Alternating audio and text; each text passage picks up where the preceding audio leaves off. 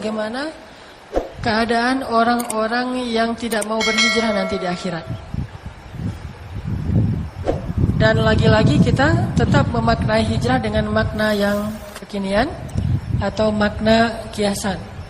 Orang-orang yang tidak mau mengubah kehidupannya kepada apa yang Allah perintahkan.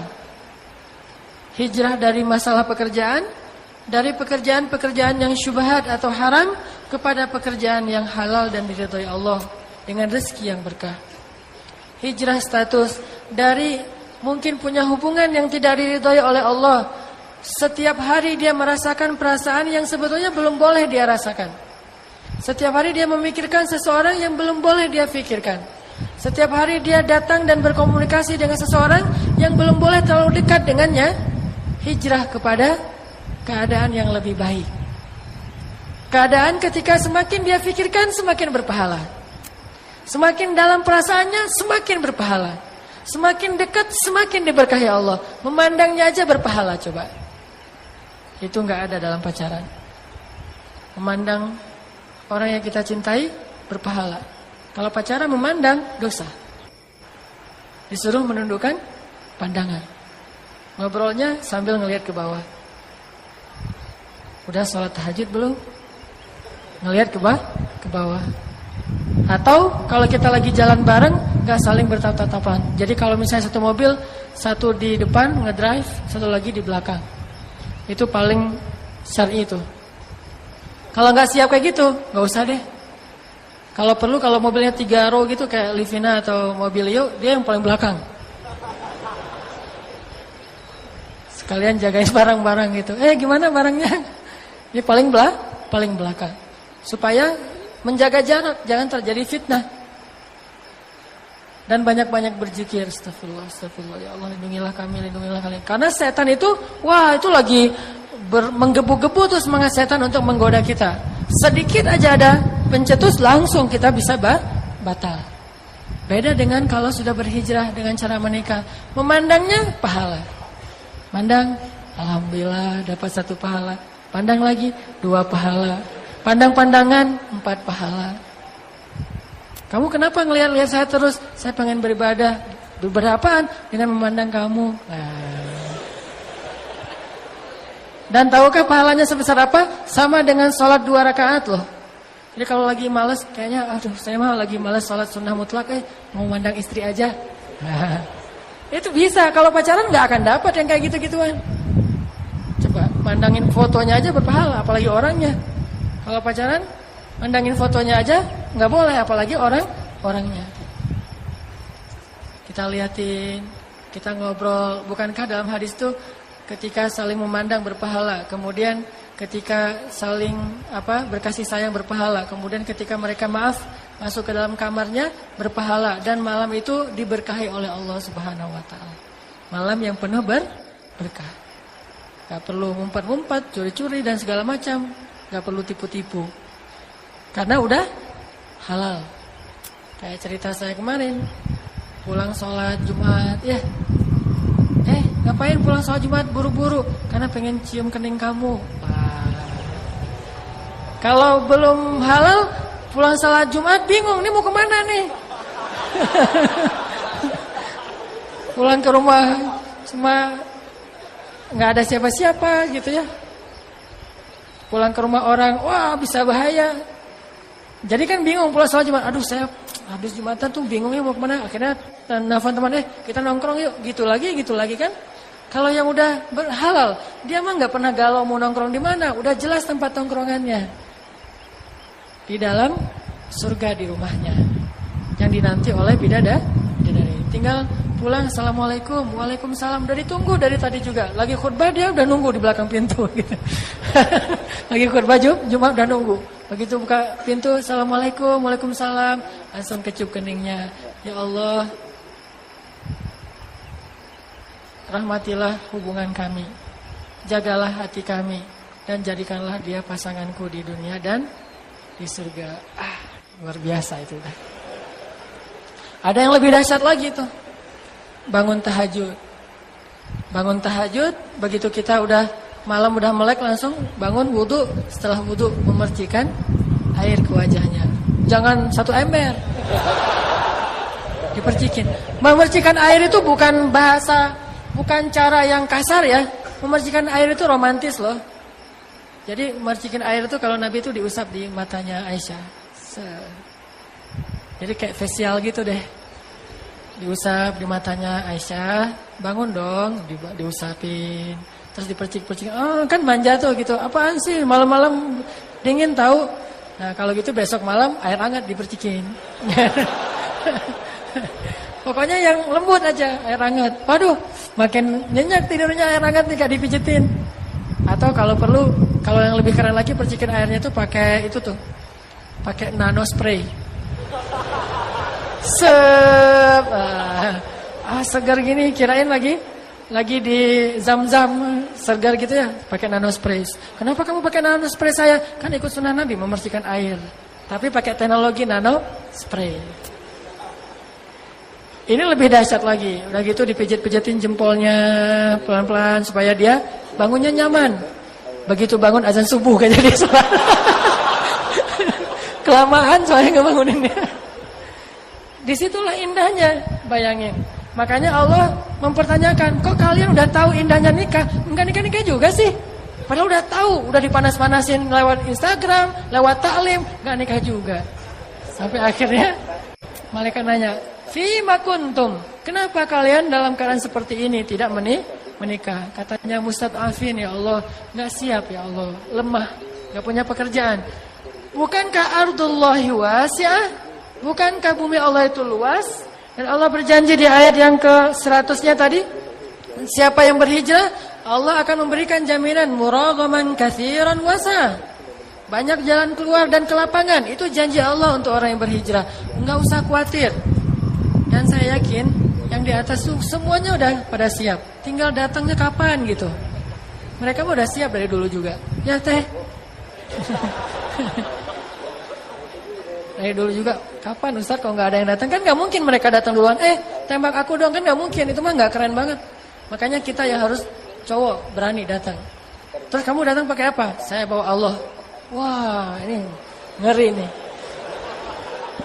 Modal kamu apa? Allah modal saya.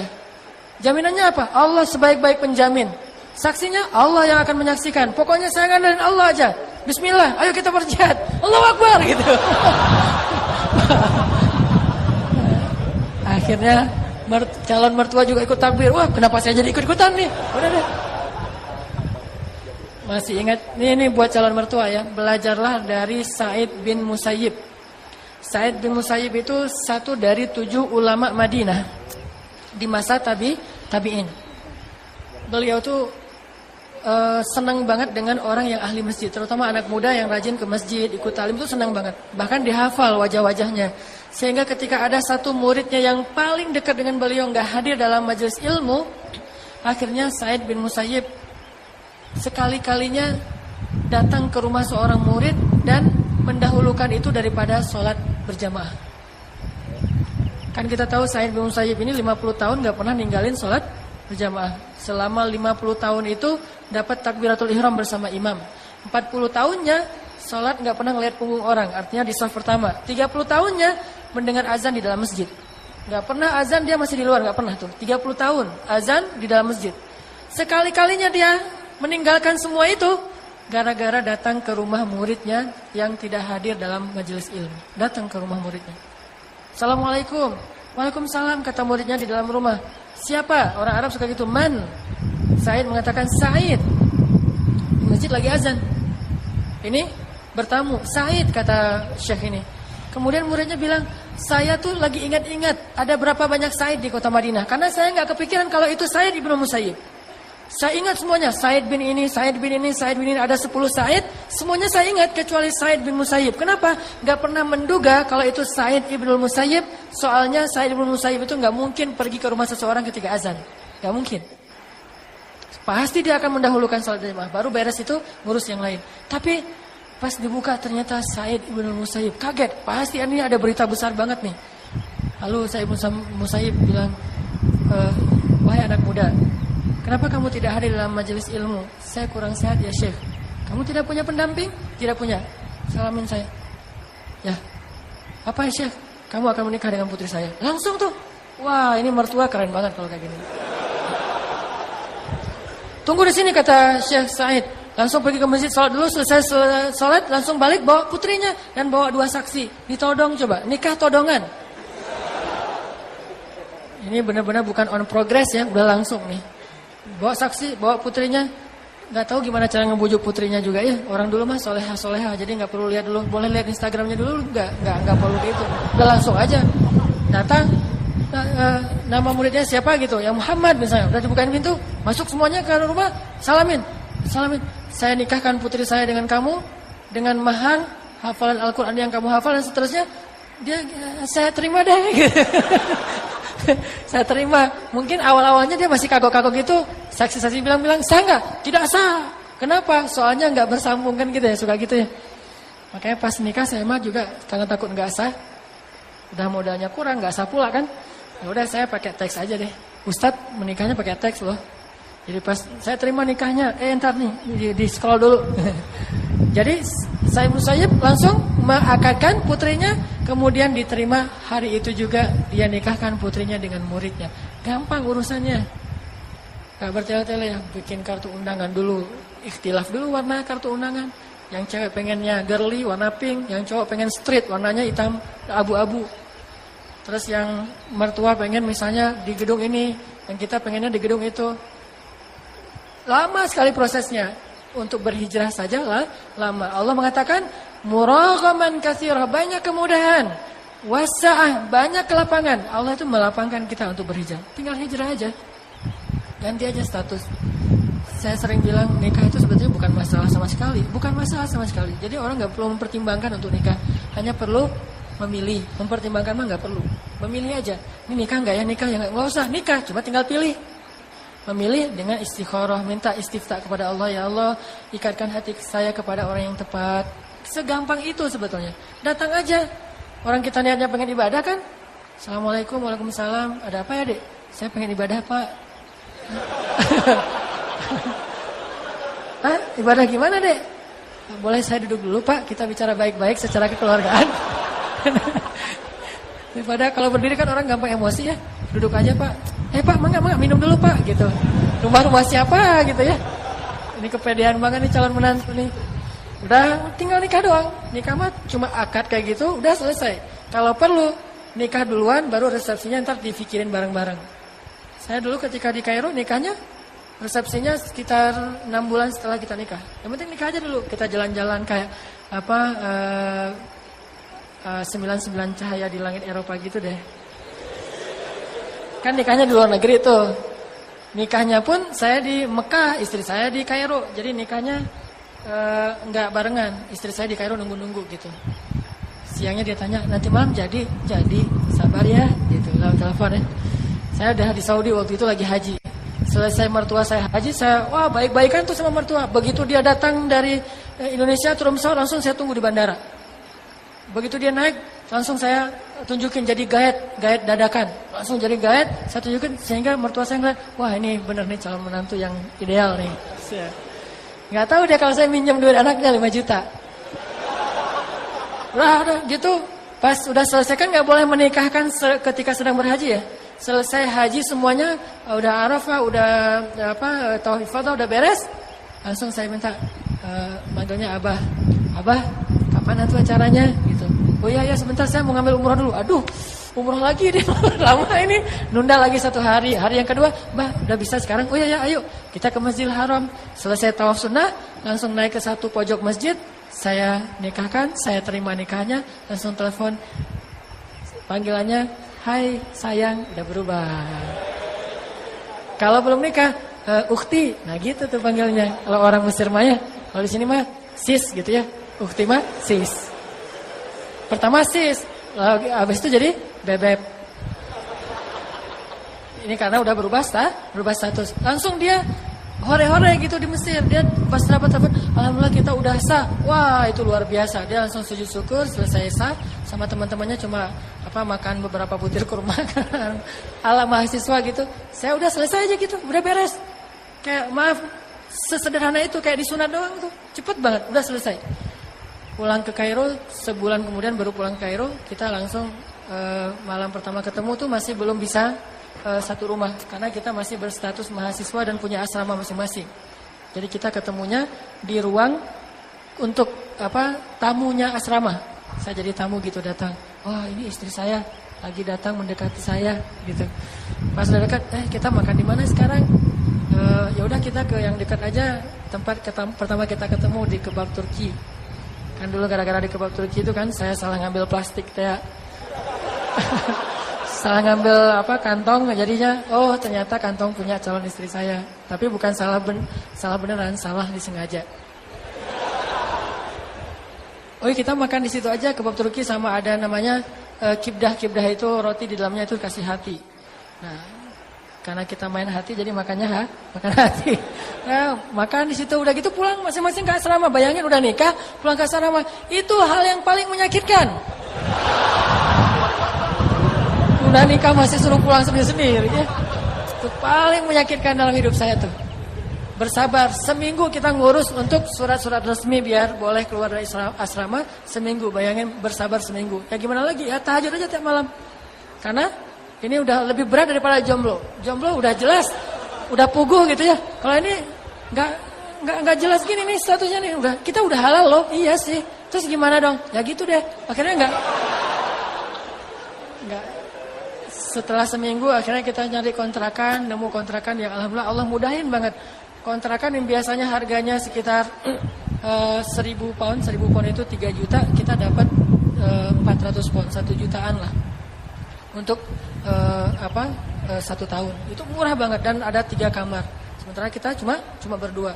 Udah aja pas masuk kontrakan kita dimudahin banget sama Allah, udah jalan-jalan keliling-keliling Kairo, ke Hurghada, ke Alexandria, ke Benteng Salahuddin, ke benteng ceritanya. Terus ke piramid. Wah, keliling-keliling aja sampai ada adegan kejar-kejaran tram gitu kayak MRT kalau di Singapura.